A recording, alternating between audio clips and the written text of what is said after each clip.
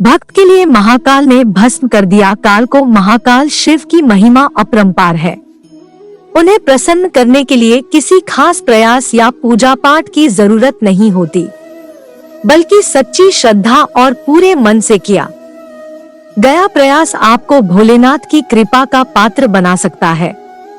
शायद यही वजह है कि अपने भक्तों के लिए महाकाल ने काल तक को भस्म कर दिया था। ऐसी ही एक कथा मिलती है हमारे धार्मिक ग्रंथों में, जिसे हम आपके साथ शेयर कर रहे हैं। मान्यता है कि भक्तों का चरित पढ़ने और सुनने से भोलेनाथ की असीम कृपा और पुण्य की प्राप्ति होती है। तो आइए जानते हैं। स्वयं महाकाल के पुत्र कार्तिकेय ने सुनाई यह कथा। भक्त के प्रति महाकाल की अगाध आस्था की जिस कहानी का हम जिक्र कर रहे हैं, वह स्वयं भगवान कार्तिकेय ने संतों को सुनाई थी। इसके अनुसार राजा श्वेतकेतु, जो कि भोलेनाथ के परम भक्त थे, उन्होंने काल को भी जीत लिया था। राजा श्वेतकेतु सदाचारी, सत्यवादी, धर्म के मार्ग पर चलने वाले शूरवीर और प्रजा पालक थे। वह अत्यंत ही निष्ठा और प्रेम भाव से प्रजा का पालन और अगाध आस्था और श्रद्धा भाव से शिव भक्ति करते थे। उनके इस भक्ति भाव से महाकाल अत्यंत प्रसन्न थे। उनकी कृपा से श्वेतकेतु के राज्य के लोग दुख, दरिद्रता, अकाल मृत्यु और महामारी से अछूते थे। जब पूरी हो गई राजा श्वेतकेतु की आयु, एक दिन जब राजा श्वेतकेतु का जीवन काल समाप्त होने को था और वह भोलेनाथ की आराधना में लीन थे, तब चित्रगुप्त ने यमराज से कहा कि राजा श्वेतकेतु की आयु अब पूरी हो चुकी है, अब उनके प्राण हरने का समय है। तब यमराज ने अपने दूतों को आज्ञा दी कि वे जाएं और श्वेतकेतु के प्राण हर लाएं। यमदूत राजा श्वेतकेतु के पास पहुंचे तो वह शिव मंदिर में थे। दूत बाहर ही खड़े हो गए। श्वेतकेतु गहरे ध्यान में थे। बहुत देर हो गई, श्वेतकेतु का ध्यान टूटा न यह दूत हिले। दूत बिना अपना काम किए खड़े रहे। जब वे वापस नहीं पहुंचे तो यमराज ने विलंब होते देखा तो कालदंड संभाला और खुद चल पड़े। जब यमराज स्वयं पहुंचे, राजा श्वेतकेतु के प्राण हरने दूतों के आने में देरी होने के चलते यमराज स्वयं ही राजा श्वेतकेतु के प्राण हरने पहुंचे।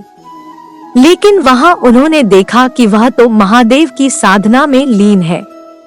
अब तो वह सोच में पड़ गए कि इसके प्राण कैसे हरें। उन्होंने सोचा कि यह अभी पूरी तरह शिव पूजा में डूबा है। इस स्थिति में शिव पूजा का उल्लंघन नहीं किया जा सकता।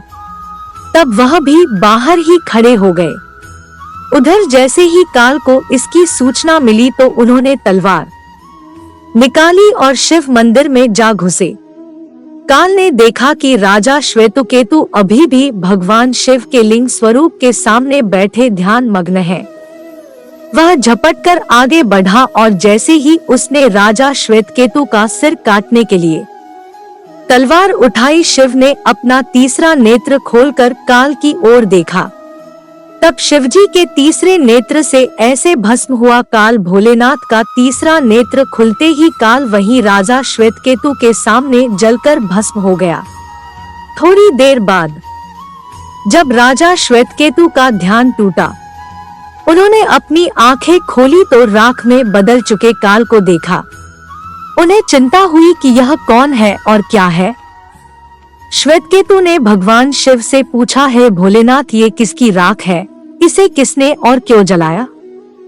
तब भोलेनाथ ने बताया कि यह काल था जो कि तुम्हारे प्राण हरने आया था। तब काल ने कहा कि इनकी नहीं होगी अकाल मृत्यु। जीवनदान पाकर काल और यमराज ने कहा कि ऐसे जातक जो शिवजी के परम भक्त हैं, सच्चे मन और पूरी श्रद्धा से महाकाल की पूजा में लीन रहते हैं, सिर पर जटा और गले में रुद्राक्ष पहनते हैं, विभूति का त्रिपुंड ललाट पर लगाते और पंचाक्षर मंत्र का जप करते हैं, उन्हें कभी भी अकाल मृत्यु का ग्रास नहीं बनना पड़ेगा।